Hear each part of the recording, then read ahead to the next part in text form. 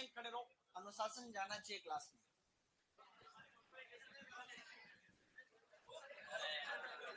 आ जाओ आ जाओ, साइलेंट रहो ना, बोलने क्या आवश्यकता।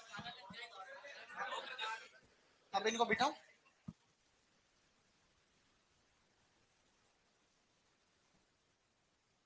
बैठो बैठो, शाबाश। कोई नहीं, तो वो तो ये सुपरवाइजर है, ऐसे ही चलता है।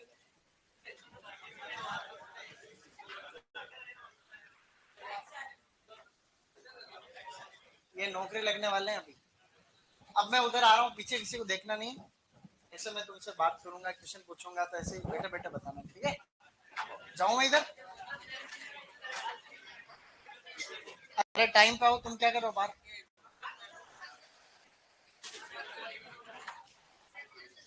जल्दी ले, टाइम खोटी हो रहा है। हाँ ये तो हो जाएगा, तुम इसको थोड़ा से सुनो भाई। हाँ, बैठे बैठे ही बताना है क्वेश्चन। या खड़ा करना है इनको, बैठे बैठे बताना। ठीक है, आऊँ मैं? हाँ बेटा, कैसे चल रही? हाँ, क्या था सुबह, क्या पढ़ा था? अच्छा, कुकुर बीट्स पढ़े, तो खीरा का नाम आता है? तो क्या होता है? कोई बात नहीं। तुम बताओ, खीरे का क्या नाम होता है? कुकुमिस सिटाइवस होता है, ऐसे करते हैं। तुम बताओ, इस तरबूज का क्या नाम होता है?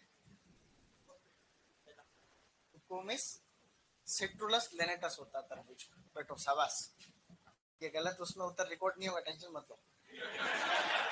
सही नहीं? भाई गलत उत्तर रिकॉर्ड थोड़ी हो रहा है। और क्या करना है? हाँ, मैं क्वेश्चन पूछ रहा हूँ, उसमें 6-7 से ज्यादा हाथ खड़े नहीं होने चाहिए। पूछोगे ऐसे ही, तुम इतने भी नहीं होंगे। बताओ, डायमंड बेक मोथ होता है, उसका क्या नाम होता है? Diamond bake moth. 4-5 जैसे ही करो, झूठे मूठे हाथ खड़े करो। चलो, बता थोड़ी सकते हो। डायमंड बेक मोथ का क्या नाम होता है? फ्लूटेला जाइलोस्टेला होता है। और खड़े करके पूछना, किसको पूछे? एक गर्ल्स में कोई जैसा उधर। हाँ, आपको पूछ रहा हूँ लास्ट में। कुछ नहीं आएगा, वो तो किसी को नहीं आ रहा, टेंशन क्यों लेते? बताओ, आम का क्या नाम होता है? आम का मेंजी फिर इंडिका होता है, शाबाश। बैठ जाओ, तुम्हें आता तो है। कौन बताएगा? और तुम बताओ। कुछ बताना नहीं, खाली खड़े होना है। तुम्हारा खुद का नाम क्या है? विवेक है? बस, आता तो है।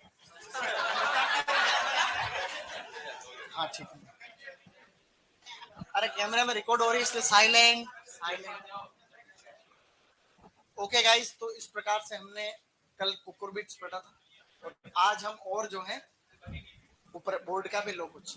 लेकिन बोर्ड पे बनाऊं क्या मैं?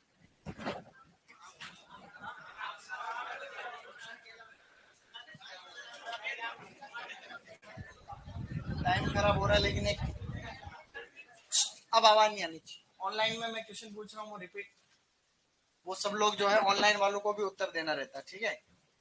तो इस प्रकार से आप यहाँ पे ये देख रहे हो,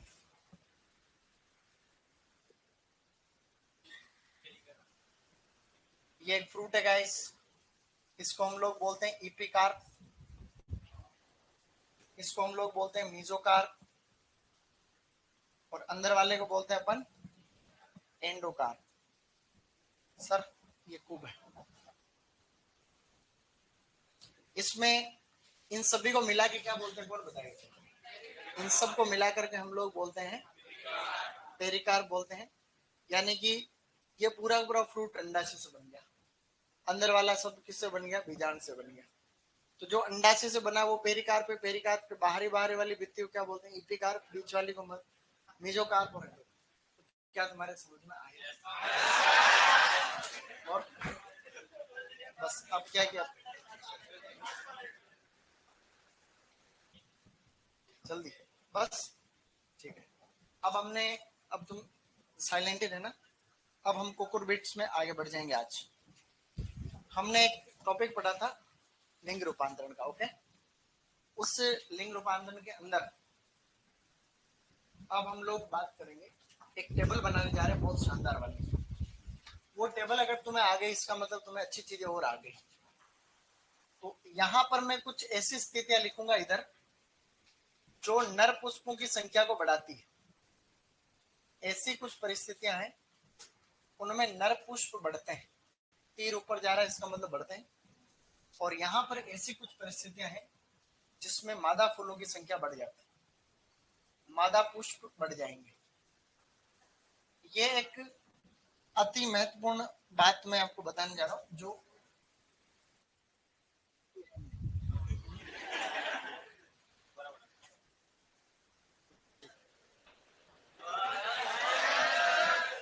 आज लास्ट टेस्ट की, आज आज अभी 2-3 क्लास हो रहे हैं, उसके बाद कटवा देंगे। मुझे कटवा रहा हूँ सर।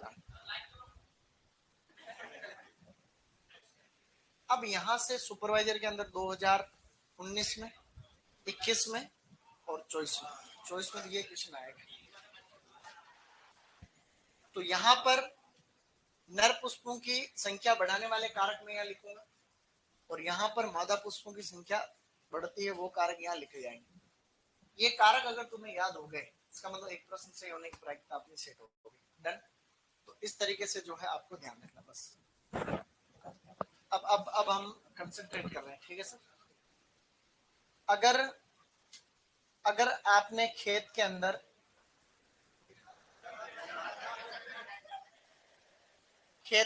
अधिक नाइट्रोजन दी, ऐसे केस में नर फूलों की संख्या बढ़ रही। अगर आपने खेत के अंदर कम नाइट्रोजन दी, कम नाइट्रोजन, इसका मतलब मादा पुष्पों की संख्या बढ़ेगी। देखो कितनी अच्छी चीज मैं यहाँ बता रहा हूँ। मतलब आपको यहाँ समझ में आ रही है कि भाई अगर आपने खेत में जरूरत से ज्यादा नाइट्रोजन दे दी तो ऐसे में नर पुष्पों की संख्या बढ़ जाएगी। और अगर आपने खेत के अंदर कम नाइट्रोजन दी तो मादा पुष्पों की संख्या उसके अंदर बढ़ जाएगी। अगर किसी कारणवश अधिक तापमान है, वातावरण में अधिक तापमान है, इसका मतलब क्या होगा, नर पुष्पों की संख्या बढ़ जाएगी। और अगर कम तापमान है तो ऐसे के अंदर मादा पुष्पों की संख्या बढ़ जाएगी। अब अगर दिन बड़ा है, मतलब दीर्घ दिवस है, स्थिति कैसी है, अगर दीर्घ दिवस वाली स्थिति है तो नर पुष्प बढ़ जाएंगे।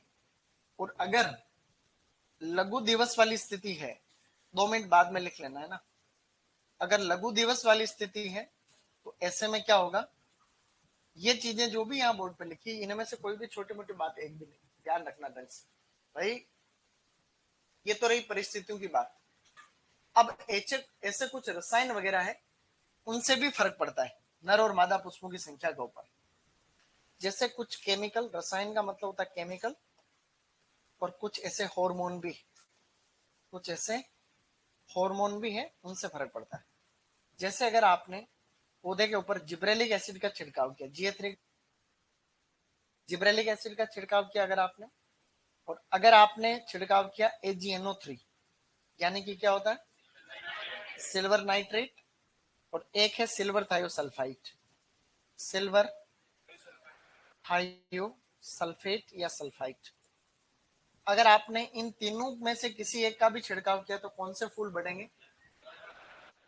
और अगर आपने छिड़काव किया है इथाइलिन या इथ्रेल का, किसका किया गाइस, इथ्रेल का छिड़काव किया। अगर आपने टिब्बा, TIBA, क्या लिखा है यहाँ पर, ट्राई आयोडो बेंजोइक एसिड, क्या है गाइस, अगर आपने try iodo benzoic acid, try iodo benzoic acid, ये टिब्बा का पूरा नाम है। और एक होता है MH, क्या बोलते हैं उसको, बस। तो अगर आपने मेलिक हाइड्रोजाइड का छिड़काव भी किया है, मेलिक हाइड्रेजाइड। तो मेलिक हाइड्रेजाइड के छिड़काव से भी मादा पुष्पों की संख्या बढ़ती। तो कितने सारे यहाँ पे हमने देख लिए। अब सुपरवाइजर में एक बार क्वेश्चन आया था कि कौन सी परिस्थिति होने के ऊपर नर फूलों की संख्या बढ़ेगी। ऑप्शन नंबर 1 अधिक नाइट्रोजन कम तापमान, पहले ऑप्शन में। दूसरा ऑप्शन दीर्घ दिवस और कम तापमान, जिब्रेलिक एसिड का छिड़काव और इथेनॉल का छिड़काव, अधिक नाइट्रोजन और तो दोनों परिस्थितियां यही सेट होगी तभी जाकर के बात बनेगी। मेरी बात तुम समझिए नहीं समझिए, ऐसा होता है। ओके, अब इन सभी का छिड़काव कौन सी अवस्था पे किया जाता है, ये भी एक क्वेश्चन है। इसके नीचे लिखना आपको ये जितने भी ये जो हार्मोन मैंने बताए हैं उनका छिड़काव किया जाता है 2 से 4 सत्य पत्ती अवस्था पर। कब करते हैं? खिड़कियां खोल दो, भले थोड़ी हवा आएगी।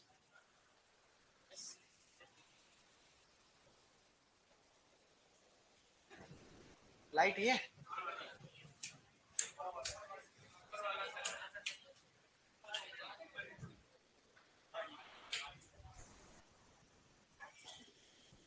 यहाँ देखना, सुपरवाइजर में जो सबसे ज्यादा आया प्रश्न वो है कि कुकुरबिटेसी कुल की सब्जियों में नर और मादा फूल बढ़ाने घटाने के लिए या खीरा वर्गीय सब्जियों में हम हार्मोन का छिड़काव कौन सी अवस्था पे करते हैं? तो 2 से 4 सत्य पत्ती अवस्था, अर्थात जब आपका पौधा छोटा है उसके ऊपर खाली 2-4 पत्तियां आ रही तभी छिड़काव कर दो। तो जब भी फूल आएंगे तो उस अनुपात में ज्यादा है। बात को समझे, ये ध्यान रखिए। यहाँ पे ये पहले पढ़ा हुआ है, ये हार्मोन वाले चैप्टर में पढ़ रखा है।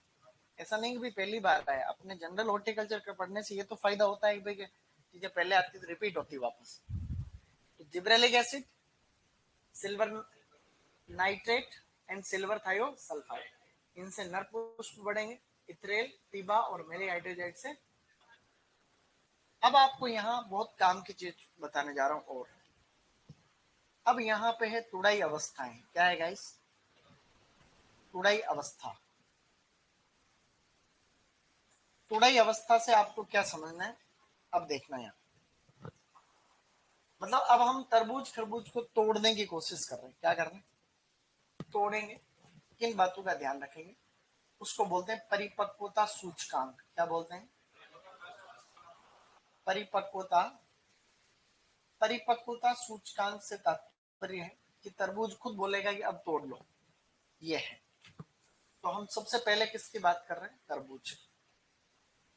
तरबूज में जो तुड़ाई की अवस्था है उसे कहते हैं टेपिंग। क्या कहते हैं? टेपिंग। टेपिंग का मतलब होता है बजाना। जैसे मैं बोर्ड पे टेप कर रहा हूँ, क्या कर रहा हूँ, इसको बोलते हैं टेपिंग। क्या कहते हैं? तो इसी प्रकार से हम उसको तरबूज को भी जब खेत में लगा है तभी बजाना है।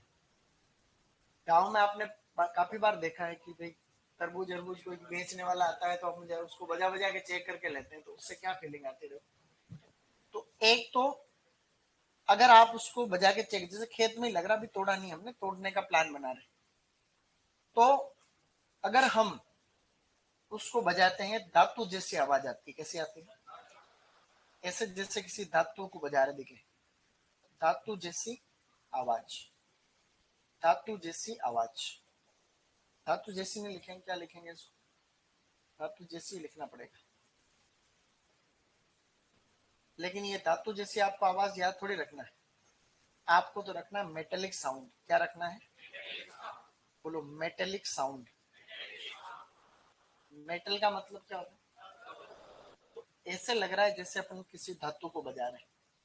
जैसे एक तो किसी, जैसे इस बोर्ड को बजा रहा हूँ तब तब, और किसी धातु को बजा थोड़ा थोड़ा टाइप, टन टन टाइप की थोड़ा एक अलग आवाज आती है।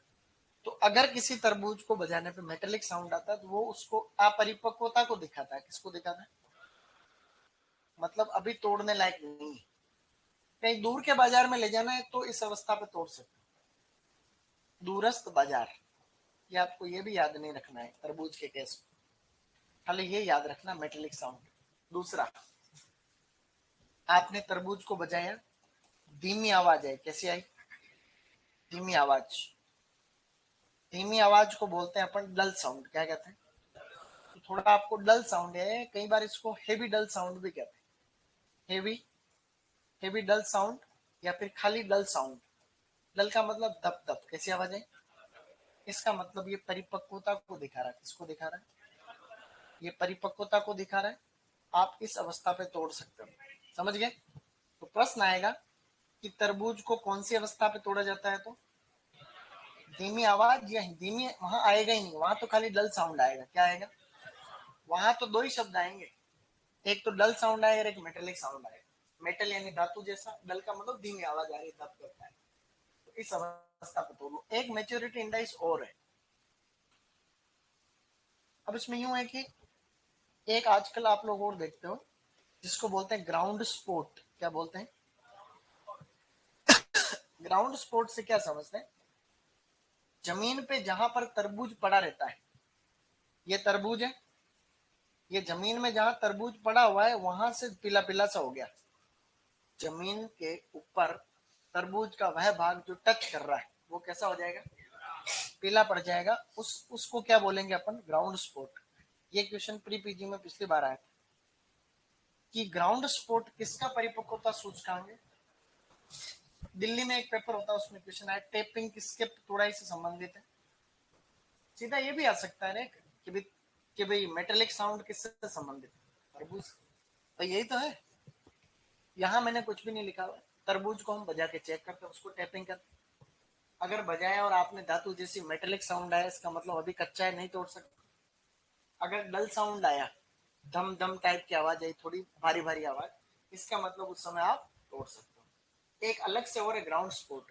तरबूज खेत में पड़ा रहता है, तो जहां पर नीचे टच करता वहां पीला पीला हो जाता है। इसलिए तरबूज खरीदते भी हो मार्केट से तो भी आपको ध्यान रखना है कि जो पीला हो रहा है जहां हल्का हल्का सा, वो आप लेवे। आजकल इसमें मिलावट आती है, वो इंजेक्शन वाले। आजकल बहुत केस बढ़ गए, लाल रंग का इंजेक्शन लगता है, कुछ मिठास का इंजेक्शन लगता है, तो वो नुकसानदायक होता है। अब हम पता है क्या बात कर रहे हैं? अब है खरबूज। क्या है ये? क्या था? खरबूज को हम लोग बोलते हैं मस्क मेलन। क्या कहते हैं? देखो, तरबूज का एक नाम और होता है। तरबूज को कहा जाता है मूड फूड। क्या कहते हैं? तरबूज को हम मूड फूड के नाम से भी जानते हैं। खरबूज को हम लोग कहते हैं होलसम फूड। क्या कहते हैं? हाँ बोलो, होलसम फूड। इसका मतलब यह है कि ऐसा फल जो अपने आप में परिपूर्ण है। थोड़ा ये खोलना पड़ेगा यार, कौन खोले? घर में बाहर बादल हो रहे हैं आज, तो बारिश बारिश भी हो सकती है।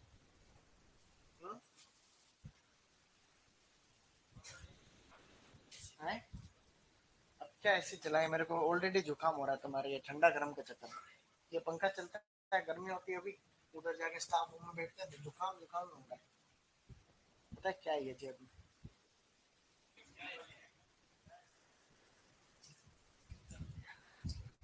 ये एंटी कोल्ड टेबलेट। सही नहीं? ये रखनी पड़ती है आज। वापस रोज हो जाता है, एक दिन छोड़ के एक दिन जुकाम होता है। फिर अब गर्मी में तो यही रहेगा पूरा। सर्दियों में फिर भी आदमी बच जाता है, लेकिन गर्मी के अंदर नहीं बचता। गर्मी में ऐसे ही रहता है, एक दिन ठंडा गर्म ठंडा गर्म। ये है, यहाँ से गर्मी हो रही, पानी पी लिया, उधर जाके हालत खराब। तरबूज के अंदर जो अवस्था है उसको बोलते हैं स्लिप स्टेज। क्या कहते हैं? प्रश्न आएगा कि स्लिप स्टेज किसके चौड़ाई से संबंधित है? तो कितनी सरल भाषा में बताने जा रहा हूँ, ध्यान से रखना इधर ध्यान। सबसे पहला, अगर हाफ स्लिप है, ये क्या है गाइस? हाफ स्लिप स्टेज पहले तो है, हाफ स्लिप स्टेज। और एक है फुल स्लिप स्टेज। क्या है? Full slip stage. Full slip stage. यहां से कितना प्यारा क्वेश्चन आएगा, देखो। तरबूज खरबूज लगा हुआ है खेत में, ये बेल है उसकी, ये खरबूजा है। खरबूजे भी दो प्रकार के होते हैं। अभी ये वाला जिसके ऊपर धारियां आ रही है, इस खरबूजे में ये यहाँ पे बीट है। क्या है? आप खेत में जाके इसको खींच रहे हो बेल से तो भी नहीं टूट रहा, नहीं टूट रहा, ज्यादा दबाव लगाना पड़ रहा है। इसका मतलब अभी कैसा है ये? हाफ स्लिप स्टेज है। ये अपरिपक्व है। क्या है गाइस? अपरिपक्व है। अगर कहीं दूर ले जाना है तो तोड़ लो इसको। अगर आपको कहीं पर भी दूरस्थ बाजार में ले जाना है, जयपुर दिल्ली कहीं दूर, तो आप इस अवस्था पे तोड़ सकते हो, लेकिन आपको तो यही स्थानीय बाजार में बेचना है। किसमें बेचना है? तो आपने जैसे ही हल्का दबाव हुआ, हल्का दबाव से टूट गया, खेत में गए हल्के दबाव से टूट गया, इसका मतलब वो क्या है? यहाँ मैं आपको लिखा दूंगा फुल स्लिप स्टेज भले किसको कहते हैं, तो इसके आगे मैं लिखा दूंगा कि फल का पौधे से हल्के दबाव से अलग होना, डंठल से हल्के दबाव से, यहाँ या फिर शॉर्ट में यहाँ लिख दू हल्का दबाव, समझ जाओगे? हल्का या हल्के दबाव से, हल्के दबाव से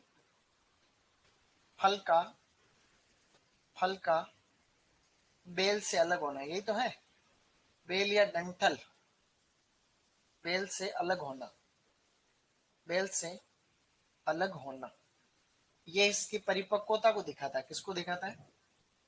तो यहाँ पर फल हो गया परिपक्व, आप इस अवस्था पे तोड़ सकते हो स्थानीय बाजार के लिए, मतलब तैयार है। यहाँ ये बाजार वाला केस भी याद रखना, खरबूज के केस प्री पीजी 2024 कि दूर के बाजार के लिए खरबूजे को कौन सी अवस्था पे तोड़ा जाता है? हाफ से।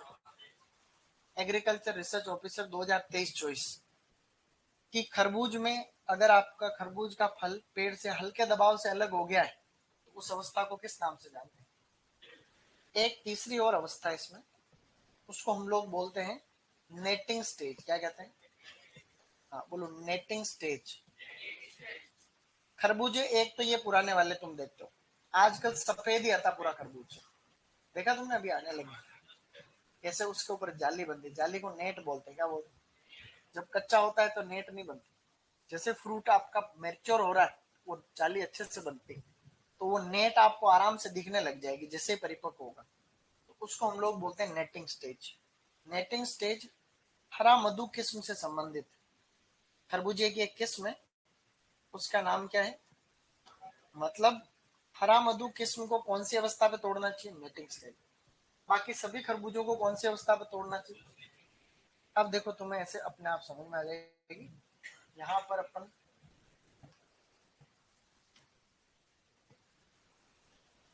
मैं यहाँ पे पता क्या लिख रहा हूँ?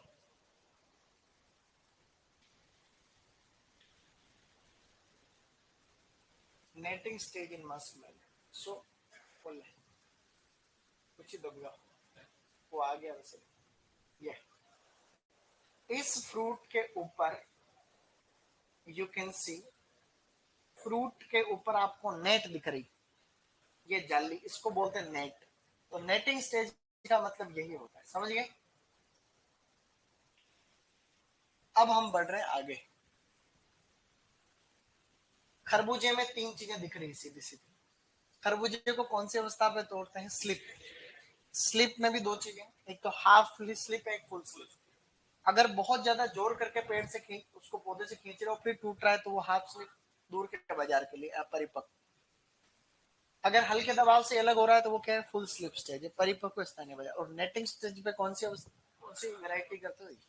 एक बार लिखते फिर देखो आगे, तुरंत लिख लो इसको।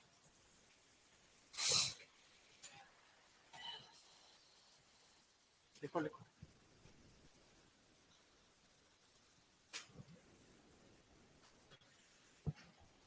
मैंने कहा ना क्लास लेने आ जाऊँ, तुमसे पहले भी ले लिया एक क्लास। आज एग्जाम देके आज वो 1 घंटे में आ गया, 2 घंटे का पेपर था, 1 घंटे में आ गया। मैंने जी को फोन कर दिया आ रहा हूँ क्लास ले, मुझे बोल रहा हो क्या? मैंने कुछ नहीं, हो गया और क्या, सही नहीं?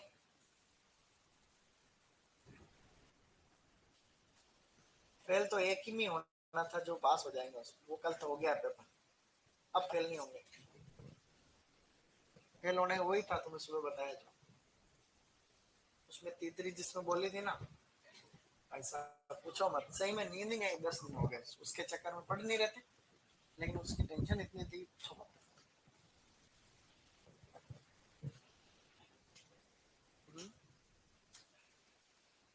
अरे तरबूज नहीं पढ़ रहे अभी, वही चल रहा है, मिक्स में चल रहा है, अलग से तरबूज नहीं चल रहा। तरबूज खरबूज का प्रश्न आने की सबसे ज्यादा चांस सुपरवाइजर में।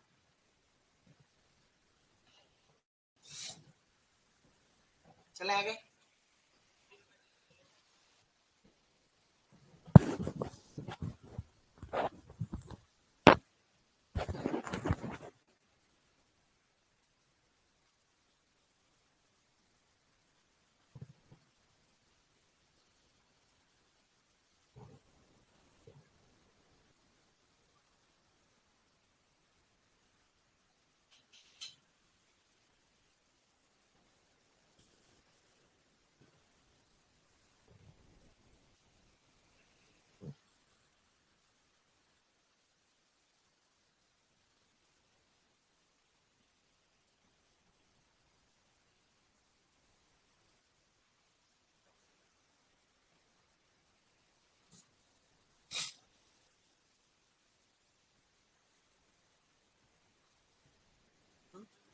2 से 4 सत्यपत्य अवस्था,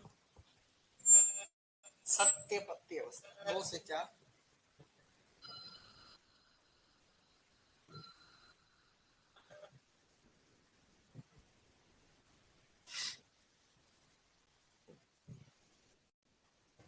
चले आगे।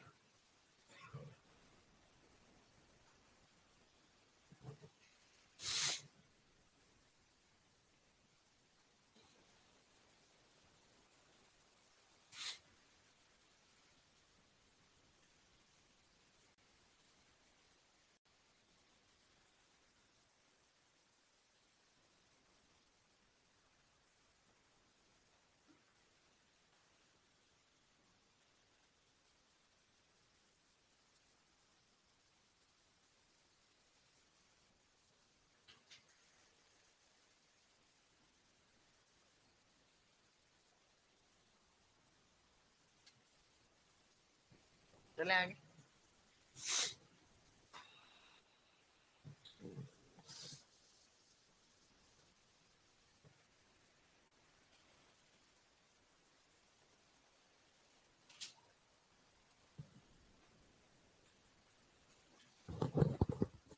किसके छूट रहा हाथ खड़ा करो। 10 सेकंड और फटाफट लिखो।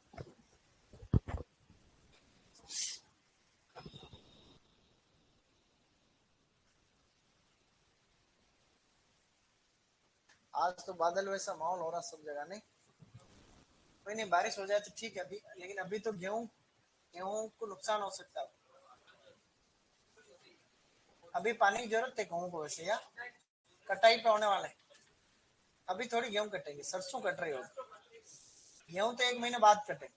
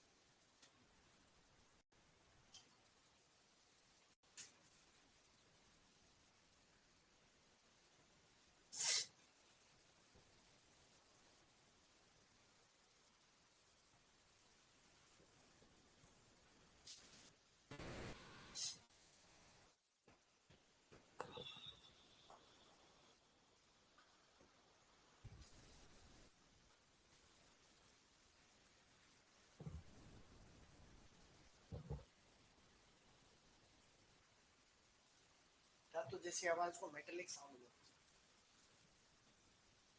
हेवी डल साउंड। ग्राउंड स्पॉट में भले लाइन लाइन लिख देना, ग्राउंड स्पॉट में लाइन लिख देना, समझने के आसान रहेगा।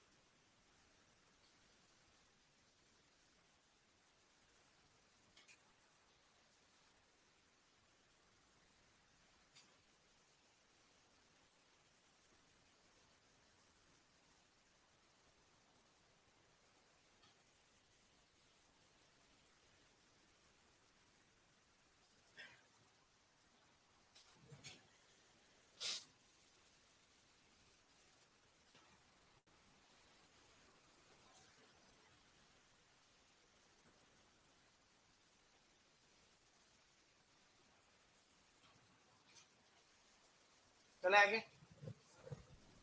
उस ग्राउंड स्पॉट में भले एक पॉइंट लिख लो,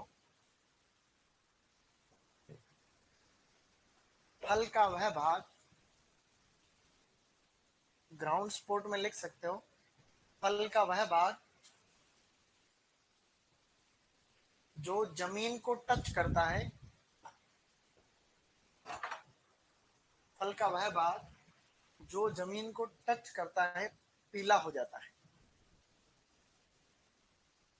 फल का वह भाग जो जमीन को टच करता है पीला हो जाता है, उसी को ग्राउंड स्पॉट वही है ना, डन। फल का वह भाग जो जमीन को टच करता है, मृदा को, भूमि को, वो पीला हो जाता है। किसी की छूटा नहीं? किसके छूट रहे? 10 सेकंड, 5 सेकंड, मैं सुन रहा हूं, तुम बोलो बेटा ऑनलाइन, ठीक है? मैं अगर नहीं सुनूं तो चिल्ला दिया करो।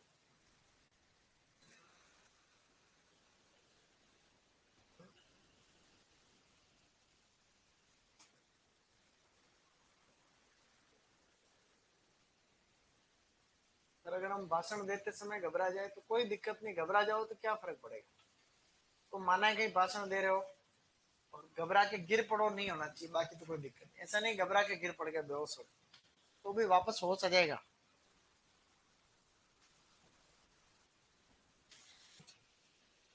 भूमि का वह, फल का वह भाग जो जमीन को टच करता है पीला हो जाता है। अब लिखो खरबूज।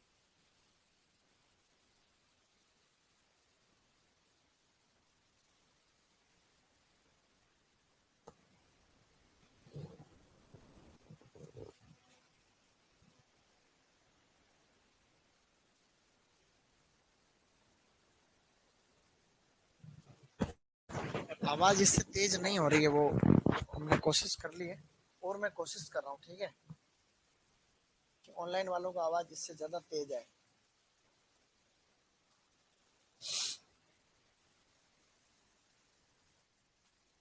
Hello hello hello. हाँ कम ही आ रही है लेकिन इसका कोई तोड़ नहीं। Hello hello hello hello hello hello hello hello. अब आ रही है आवाज? Hello hello hello. आ तो रही है ना? अब इतनी आएगी।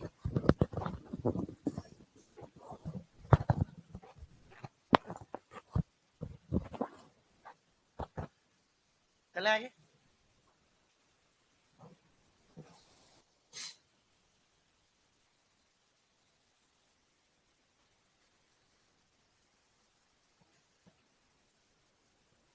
बोल ले, क्लास का नहीं तुम्हारा?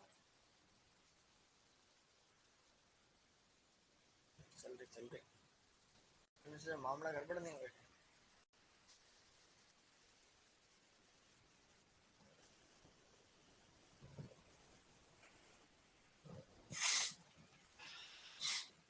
यहाँ तक लिख लिया?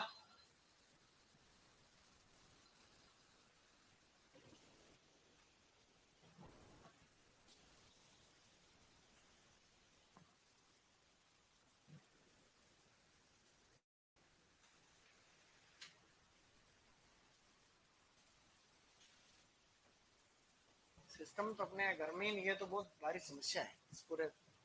गर्मी होगी फिर ये ठंडा गरम चलते ही रहेगा।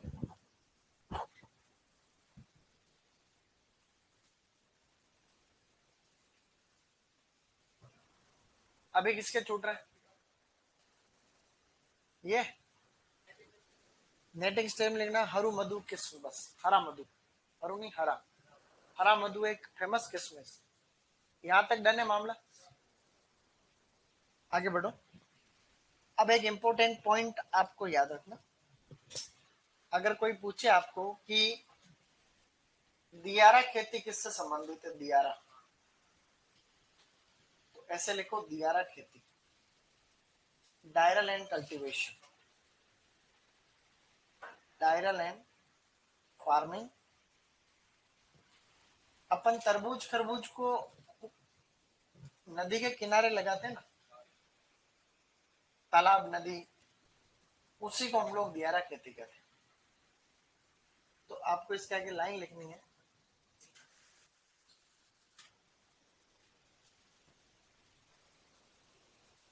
लिखो दियारा खेती, लिखो उसके आगे लाइन लिखनी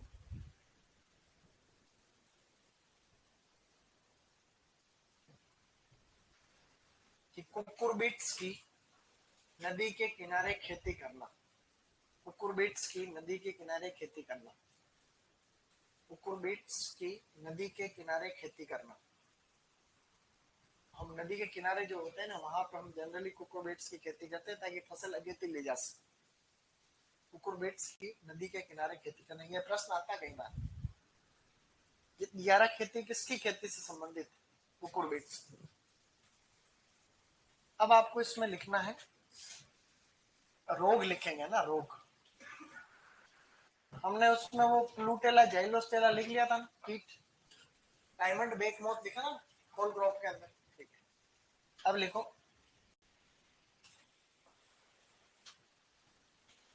अब लिखो रोग। जैसे कि आपने गोभी वर्ग के रोग याद किए अच्छे अच्छे वाले, वैसे इसके भी याद कर। गोभी वाले यो रोग कल मैं पूछ भी रहा हूं सुबह, कल गोभी वर्ग पढ़ के आना और इन कुकुरबिट्स के वैज्ञानिक नाम, ठीक है, ये पढ़ के आना तो मजा आएगा। रोगों में सबसे पहला रोग लिखो चूर्णिल आसिता, ये कुकुरबिट्स का मुख्य रोग है, इसे हम लोग छाछा रोग कहते हैं।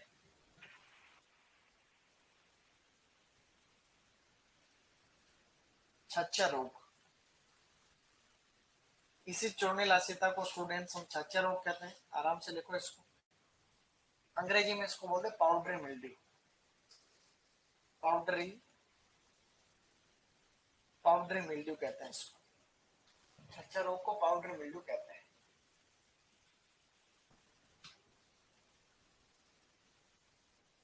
पाउडरी मिल्ड्यू कवक जनित बीमारी है, ये कुकुरबिट्स का मुख्य रोग है। ये फलों के अंदर भी कुछ फसलों में मुख्य था, आम के अंदर, बेर के अंदर, अंगूर के अंदर।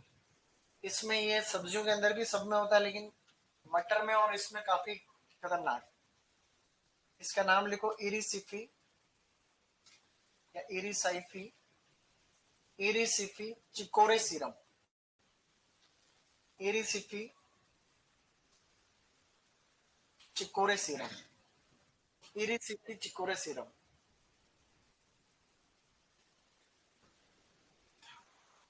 इरिसिफी चिकोरे सीरम ये कवक का नाम है जिसकी वजह से चूर्णिल आसिता नामक बीमारी होती है। इन बीमारियों को ज्यादा लोड मत लेना, कुकुरबिट्स में एक आधी बीमारी है मेन, बाकी अच्छे एग्जाम में तो सब आते हैं। हमारे सुपरवाइजर के हिसाब से इतना नहीं आता है। फिर लिखो मृदु रोमिल आसिता, मृदु रोमिल, मृदु रोमिल आसिता,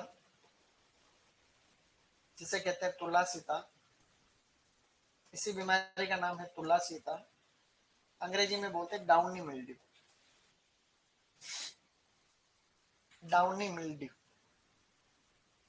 डाउनी मिल्ड्यू दूसरी बीमारी है। मृदु रोमिल आसिता, तुलासीता या डाउनी मिल्ड्यू, ये भी कवक से होती है।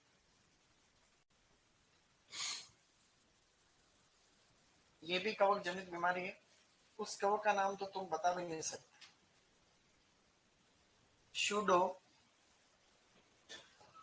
Pseudo peronospora, pseudo peronospora cubensis, pseudo peronospora क्यूबेंसिस।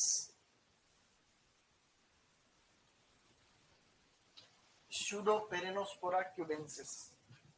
ज्यादा लोड मत लेना, इजी गोइंग. Pseudoperonospora cubensis.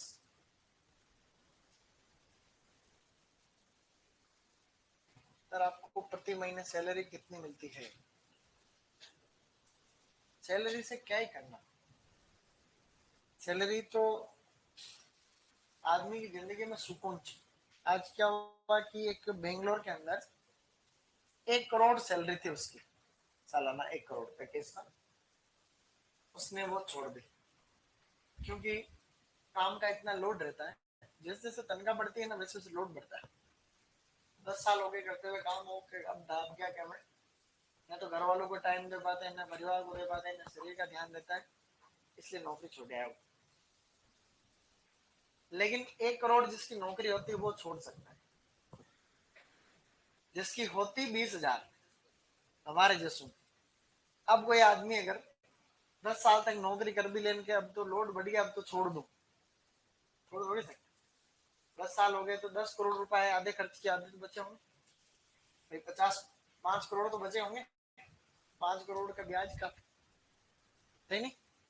तो ब्याज से ही गाड़ी उड़ जाएगी. अच्छा खासा ब्याज नहीं आएगा. कितना होता 5 करोड़ का? 1 रुपया सैकड़े से महीने का ब्याज 5 लाख होता है. तो महीने के 5 लाख के ब्याज क्यों? तो तनख्वाह ही है वो, सही नहीं. 60 लाख रुपए सालाना पैकेज तो ही क्या वापस. गांव में जो समझदार लोग होते हैं वो यही तकनीक अपनाते हैं. अपने जैसे तो बोले रह गए. गांव में जो समझदार आदमी होता है वो शुरुआती सालों में कंजूस बना कर करा के 20-25 लाख रुपए इकट्ठा कर लेता है और ब्याज पे देता है. अब उनको वो फिर उसका काम रहता है फिर ब्याज की वसूली करता रहता है. इधर से करता है, कहीं जमीन में इन्वेस्ट करता है, कोई गाड़ी घोड़ा करता है, ऐसे करके सेट करता पूरा. ऐसे कहीं होता नहीं होता गाँव. अपने जैसे जो भावनात्मक लोग होते थोड़े पैसे में गाड़ी ले ली. अब पेट्रोल भराने के पैसे तो नहीं. अब जिस दिन कोचिंग नहीं आए उस दिन पेट्रोल कहाँ से भराए. तो मैं एक बात बता रहा हूँ, मेरी नहीं एक समाज का है ये सिस्टम. तो कई लोग ऐसे होते उछलते ज्यादा है, पैसे कम आए नहीं उससे पहले हवा में ज्यादा डालने. सही नहीं. अब लिखो आगे.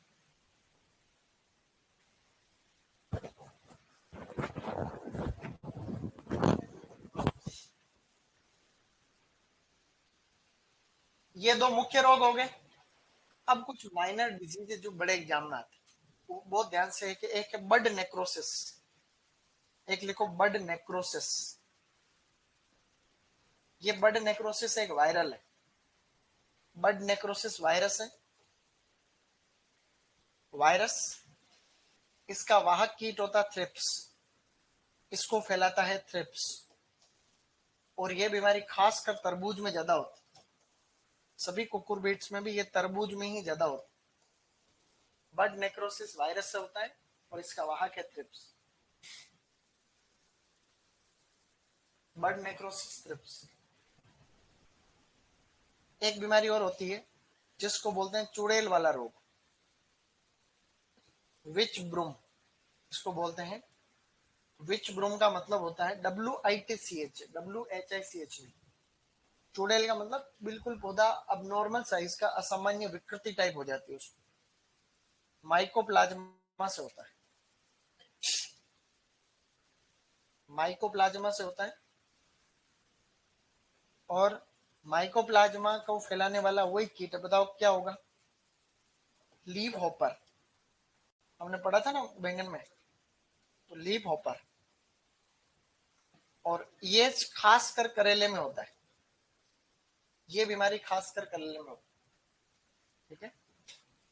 तो ये माइकोप्लाज्मा या फाइटोप्लाज्मा से होता है, खासकर होता है उसमें करेले में.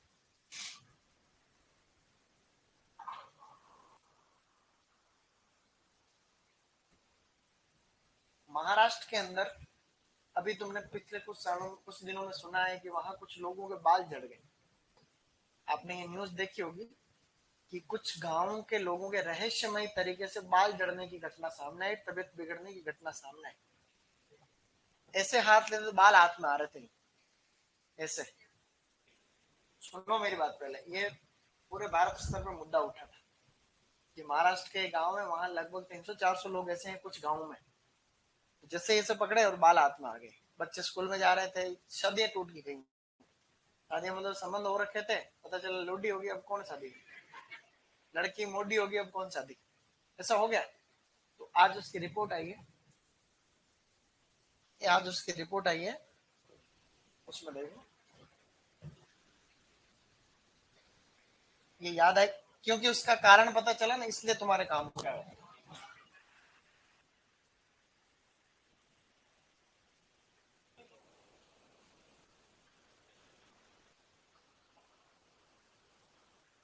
बाल उड़ गए।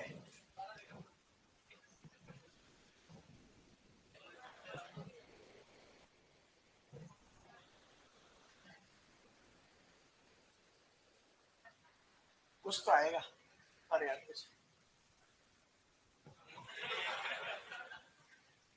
ये तो 1 महीने पूरा। शॉर्ट देख लो, शॉर्ट। आवाज ही नहीं आ रही थी, कैसे पता चला? राष्ट्र के 3 गांव सांगली, जौनखेड़ और शिवसार के हैं, जहां पुरुष, महिलाएं और बच्चे सभी के बाल अचानक से झड़ने लगे हैं। हैरानी की बात तो ये है कि कई लोग पूरी तरह से गंजे हो गए हैं। ये केसेस इतने ज्यादा बढ़ गए हैं कि अब पंचायत इस संबंधी बीमारी की जांच की मांग कर रही है। लोकल लोग इसे गंजेपन का वायरस कहने लगे हैं, क्योंकि उनका कहना है कि सिर पर पैचेस भी बन गए थे। एक ही हफ्ते में अचानक से टकरे होने लगे, एक साथ ही। तो ये इसका कारण फिर आज मैं सुबह पढ़ रहा था, मैं तुम्हें बता देता हूँ, मैंने स्क्रीनशॉट ले रखा उसका। सेलेनियम एक धातु होता है, सेलेनियम। तो उनको क्या है कि सरकारी गेहूं नहीं मिलता कि कंट्रोल वाला, उस सरकारी गेहूं मिला, उसमें सेलेनियम की मात्रा आवश्यकता से 600 गुना ज्यादा थी। कितनी? ये देखो मैं पढ़ के सुना रहा हूँ। महाराष्ट्र के बुलढाणा जिले में अचानक बाल झड़ने, एक सेकंड रुकना, सर का फोन आ रहा है जी।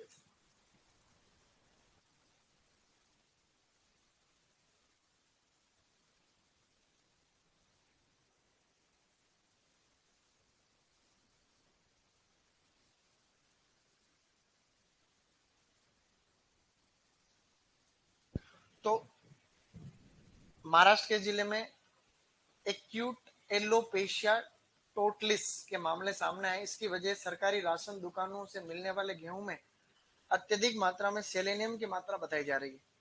पद्मश्री सम्मानित वैज्ञानिक डॉक्टर हिम्मत राव वावस्कर की रिपोर्ट में खुलासा हुआ है कि दिसंबर 2024 से जनवरी के 18 गांवों में 780 लोग इस समस्या से प्रभावित हुए। इस घटना के राष्ट्रीय स्तर पर चर्चा के बाद प्रशासन ने जांच के आदेश दिए थे। इस बीमारी का असर खास तौर पर कॉलेज छात्रों और युवा लड़कियों पर पड़ा, जिनकी पढ़ाई और तय शादियां इस कारण प्रभावित हुई। उन्होंने बताया कि पीड़ितों में सिर दर्द, बुखार, सिर में खुजली, झुनझुनी, उल्टी, दस्त जैसे लक्षण पाए गए। हमारी जांच में सामने आया है कि पंजाब हरियाणा से आया गेहूं स्थानीय गेहूं की तुलना में 600 गुना अधिक सेलेनियम से भरपूर। अब ये सेलेनियम, सेलेनियम ये क्या खेतों के अंदर अनसंट उर्वरक वगैरह काम में लेते हैं, या फिर इसकी पॉलिशिंग भी आती कई बार। तो अब देखो, इसलिए घर की चीजें खाने की कोई होड़ नहीं। लोग बिल्कुल पागल हो गए उत्पादन बढ़ाने के चक्कर में, बिल्कुल मानवता खत्म है आज की तारीख। एक बीमारी और लास्ट लिखो इसमें, एक बीमारी और बता रहा हूँ अच्छी वाली, green green mottle mosaic virus.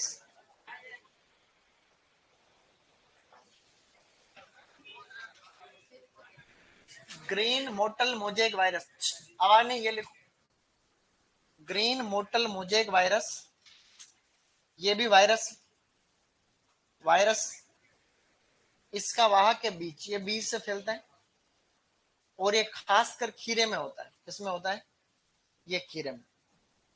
तुम्हें अभी ये बीमारियां तीनों जो नीचे लिखी है इतनी खास नहीं लग रही होगी, लेकिन ये तीनों जो हमारे आईसीआर में जेआरएफ के पेपर होते हैं ना बड़े वाले, उनमें सब में ये, जैसे बर्ड नेक्रोसिस कितनी ही बार आ रखा, ठीक है, witches broom, green mottle mosaic virus, ये चीज आ रही। बाकी तो मुख्य बीमारी तो ये ऊपर वाली दोनों ही है।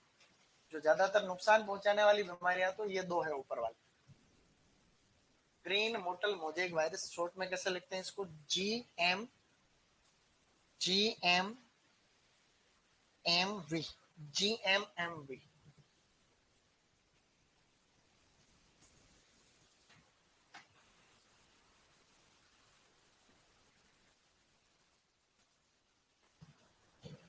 अब एक बार मेरे साथ इनको रिपीट करना, बोलो। चूर्णिल आसिता, कवक का नाम है इरिसिफी चिकोरसीरम, मृदुरोमिल आसिता, कवक है सूडोपेरेनोस्पोरा क्यूबेंसिस, बर्ड नेक्रोसिस। बर्ड नेक्रोसिस में क्या होता है? नेक्रोसिस का मतलब होता है डेथ ऑफ टिश्यू। एक तो था क्लोरोसिस, एक होता है नेक्रोसिस। क्लोरोसिस में क्या होता है कि क्लोरोफिल खत्म हो जाता है। नेक्रोसिस में कोशिकाएं मरने की वजह से आपको काले रंग का या भूरे रंग का धब्बा दिखता है। तो इसमें क्या होता है, जहां से नई नई बर्ड फूट रही होती है वहां वायरस लग जाता है, तो वो सूख जाता है तुरंत, उसको थ्रिप्स फैलाता है। बोलो बर्ड नेक्रोसिस वायरस थ्रिप्स से फैलता है। Witches broom mycoplasma leaf hopper फैलाता है। ग्रीन मोटल मोजेक वायरस, ये किससे फैलता है? बीज से फैलता है। खरबूजे के अंदर स्लिप स्टेज है, अगर वो बड़ा खींचने पे टूट रहा है, ज्यादा मेहनत करनी पड़े तो हाफ स्लिप स्टेज, दूर के बाजार के लिए। अगर हल्के दबाव से टूट रहा है तो फुल स्लिप। कौन सी किस्म की तोड़ाई नेटिंग स्टेज पे होती है? ये है तरबूज। तरबूज को बजा के चेक करते हैं, अगर डल साउंड है, अगर डल साउंड है तो तोड़ लो, और मेटेलिक साउंड है तो अपरिपक्व, और ग्राउंड स्पॉट भी इसी का परिपक्वता सूचकांक है। नाइट्रोजन अधिक है तो नर बढ़े, नाइट्रोजन से नर, नाइट्रोजन नर, लेकिन नाइट्रोजन तो उधर भी है, लेकिन नाइट्रोजन ज्यादा देने से नर, कम देने से मादा पुष्प बढ़े। हाई टेम्प, कुल मिला के ज्यादा तापमान नुकसानदायक। नर पुष्प बढ़ेंगे तो नर न्याल नहीं कर सकते, नर के ऊपर तो फल नहीं बने, मादा फूल पे बनते।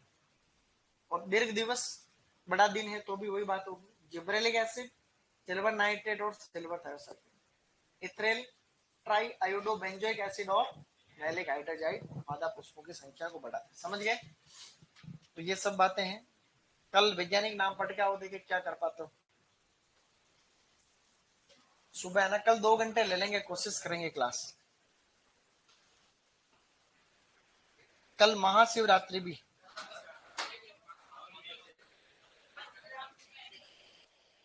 कल है ना शिवरात्रि।